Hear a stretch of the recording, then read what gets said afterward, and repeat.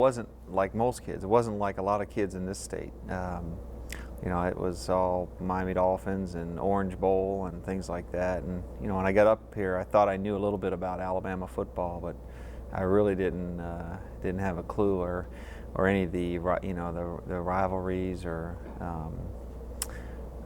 I learned in a hurry.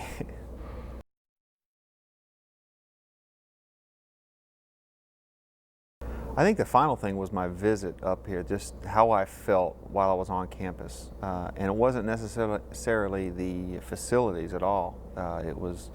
And they were going to build, kind of like now, they were getting ready to build some new facilities at the time. It just, something about the people here that I felt real comfortable. People were themselves. They weren't trying to be anybody else. And then you tied in with the tradition and the opportunity to win a national championship and play big time college football. I think all those things kind of factored in. Plus, I'd always pictured myself getting away and going to finding a college town type of atmosphere.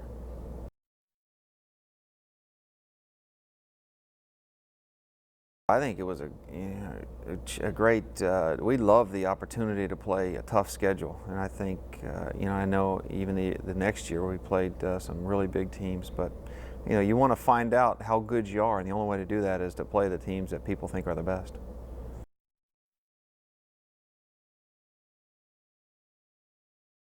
Well, just having the crimson jersey, there was something that you learn early as a freshman, the amount of pride, and when you put it on, you're not just representing yourself, and you're not just representing your family or your high school. You're representing everybody in this state, and all the alumni across the country and across the world, and your coaches and all that. So the motivation to succeed. Was extremely high, and that's kind of how we felt week in and week out.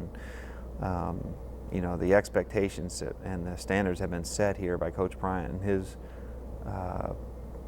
teams, his awesome teams when he coached here. That it's something for all of us even now to strive for, and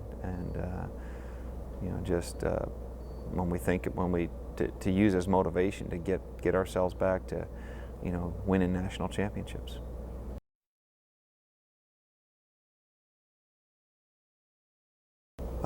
Probably focus on one play at a time, especially after a negative play. Just forget about it and think about the next play. That's probably the toughest thing to do, and it's that way for a lot of positions. But it's challenging, and when you can do that, it's a great feeling and it's a great feeling now as a coach to have your quarterback have that same mentality where he's not going to let anything affect him one way or the other, good or bad, and he's just going to go play the next play and give you the best chance to succeed.